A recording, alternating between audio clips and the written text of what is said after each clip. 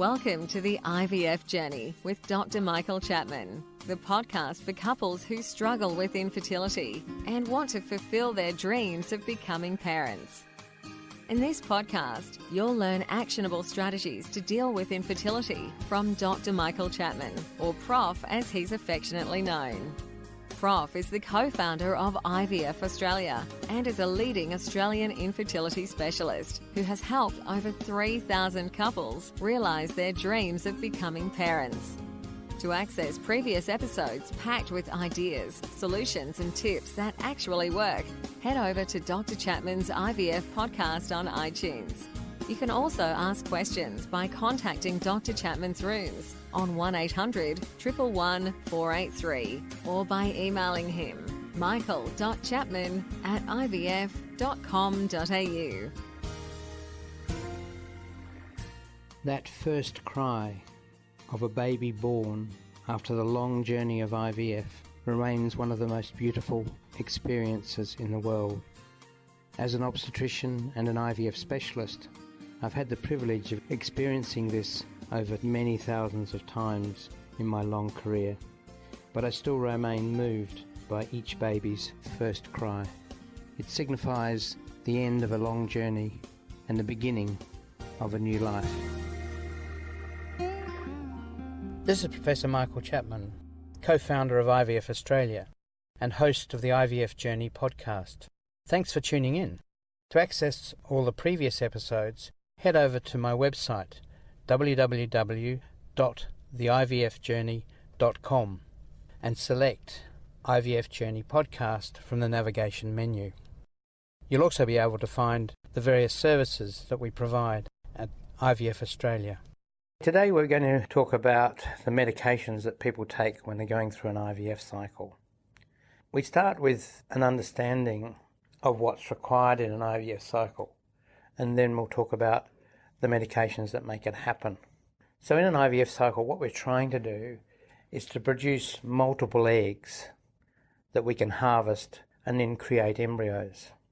The reason we have to create a large number of eggs, well, perhaps ideally between 8 and 15 eggs, is to maximise the chance of success.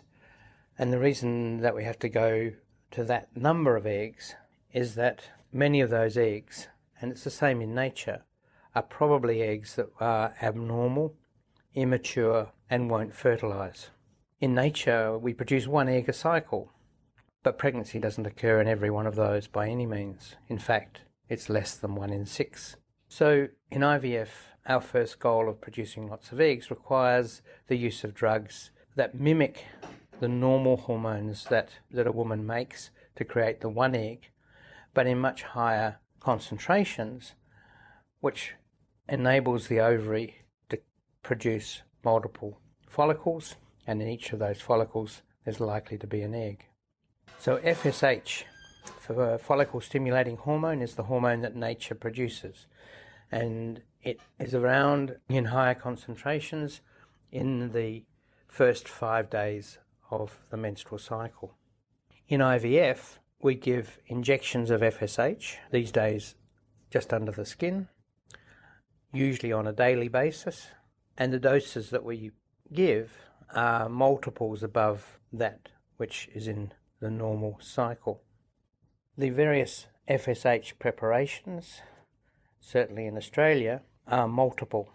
The first group, which are biochemically engineered, called recombinant FSH, GnRH, Puragon, Benfola, Recavil, and Progavirus are the available medications in Australia.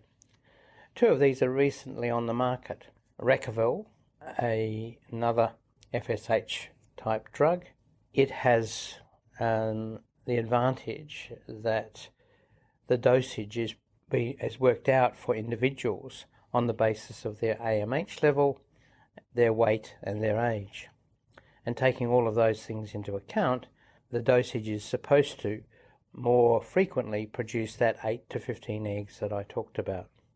Progavirus is also new on the market, although it's a combination of GnRH and Luvirus, which is a LH type compound.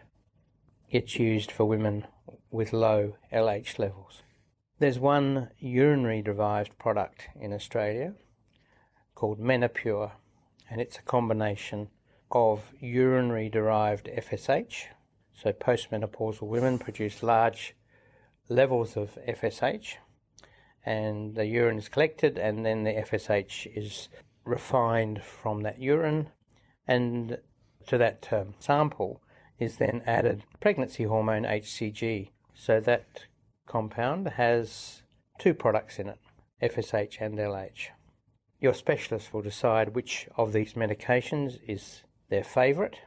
They, in fact, probably are all identical in their action, that if we use 3 different medications in 3 different cycles at the same dose, we'll probably get the same response.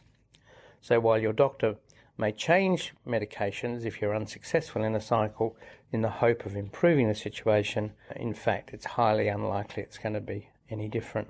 There may, however, be individual variations, and it's on that basis that doctors do justify changing the drug you're using. So that's FSH. Its role, stimulating follicles, produce lots of eggs. In nature, when a follicle grows to around about 2 centimetres in size, and the estrogen levels reach levels of 700-800 picomoles per litre, nature has a mechanism by which the pituitary gland realises it's time for ovulation and sets off a spike of the LH hormone. And that spike of LH hormone is what produces ovulation in a natural cycle. It has some other roles as well in terms of maturing the egg. In IVF, if we just use FSH, with estrogen levels rising, with follicles growing, ultimately nature will do the same thing again. It'll set off its own LH trigger, which will release the eggs. Obviously, that's hopeless in terms of an IVF cycle because we'd lose the eggs. So fortunately, in the 90s, a drug which was related to one of the brain hormones called GnRH was modified, and we now use the GnRH analogues to stop ovulation occurring. So we are basically blocking the brain from responding to the high estrogen levels, and that gives us control of the cycle. It stops ovulation so we can time when we want the eggs to be collected. When I first started IVF back in the 80s, we didn't have those drugs, and so we had to watch for the LH surge. Patients had to do urine tests every 3 or 4 hours, and then when the surge occurred, we would have to rush in and collect the eggs at all hours of the day and night. Fortunately, those days are over because we often missed ovulation, or we collected the eggs far too immaturely. As I say, the second drug that we will talk about is the GnRH analogues. There are 2 types. One is called an agonist, which has been around the longest time, and the reason it's called an agonist is that it initially, for the first 2 days, stimulates hormone production from the ovaries, but after 48 hours switches off the pituitary hormones and therefore switches off the ovaries unless they're being stimulated by FSH. The standard protocol with an agonist is called the long protocol. You start using the agonist, which can either be a nasal spray, in Australia Cinerol, or by injection Lucrin. Lucrin is called Lupron, I think, in the United States. So they generally start in the 3rd week of the cycle before the one in which the eggs are going to be stimulated. So in that last week before a period comes, the pituitary gland is switched off. The agonist is then continued until the day of the trigger injection, just before egg collection. That was the standard protocol through the late 90s and through the early 2000s. More recently, there have been a series of compounds that switch off the pituitary immediately without any flare-up of hormones, and they're called antagonists, GnRH antagonists. And in Australia, we have 2 such products, Orgalutran and cetrotide. Because there is no flare-up, they can start during the treatment cycle, and therefore the woman has to have less injections than with long down-regulation protocol. Patients therefore prefer it. From a doctor's perspective, it looks as though it's better, particularly in women with polycystic ovarian syndrome, in reducing the risk of OHSS. So what happens in a normal cycle with an antagonist is that the FSH, as it does in all cycles, starts on the second day of bleeding, sometimes the third day. The FSH injections continue on a regular basis, and then on day 5, or once estrogen levels start to rise, the antagonist is introduced, an injection every day until the day of trigger. The third injection that we're going to talk about, the third medication, is the medication that mimics the LH surge that nature normally produces just prior to the release of the egg. That LH brings the eggs from being 46 chromosomes to 23 chromosomes as the final maturation stage before fertilization. So what we use to mimic the LH surge is either HCG, pregnal, which is the old-fashioned way of giving it, but some people still use it. It's cheap. It does the job. There's a synthetic product called Ovidrel, which also acts like LH.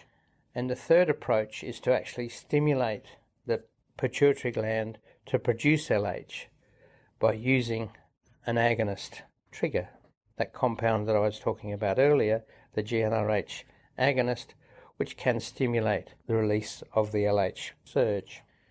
That last group can only be used in a cycle that started off with an antagonist, because the pituitary is already switched off from using the agonist in a long protocol. That sounds a bit complicated, but basically what we're trying to do is to produce final maturation of the eggs by giving a trigger injection of LH or an equivalent substance. From the time the eggs are exposed to that trigger, we have around 40 hours before natural ovulation would occur with the release of the eggs.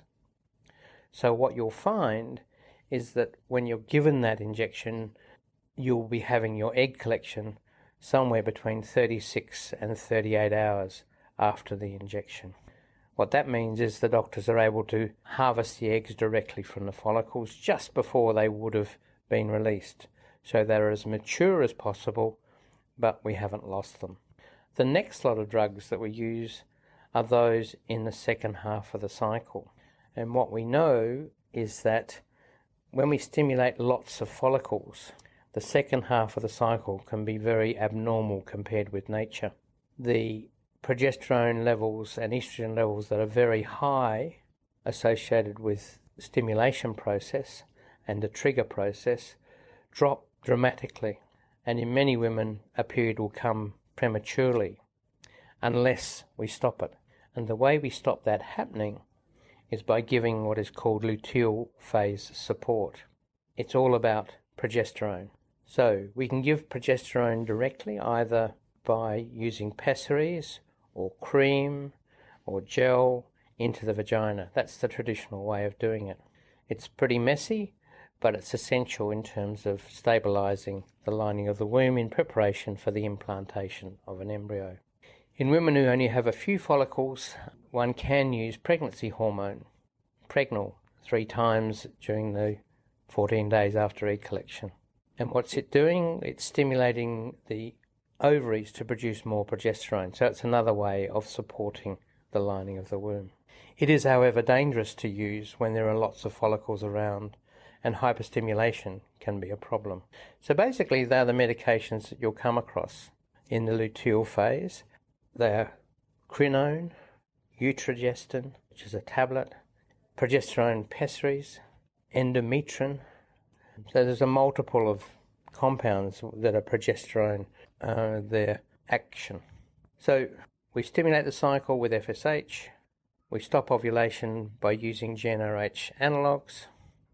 We trigger the final maturation with an LH type drug. and we support the second half of the cycle using progesterone. And don't forget that you can access all the previous episodes by going to our website www.theivfjourney.com and select IVF Journey Podcast from the navigation menu. Thank you for listening to the IVF Journey with Dr. Michael Chapman, the podcast which helps couples negotiate their way through the IVF journey, all the way to parenthood. You can also ask questions by contacting Dr. Chapman's rooms on 1800 111 483 or by emailing him michael.chapman@ivf.com.au.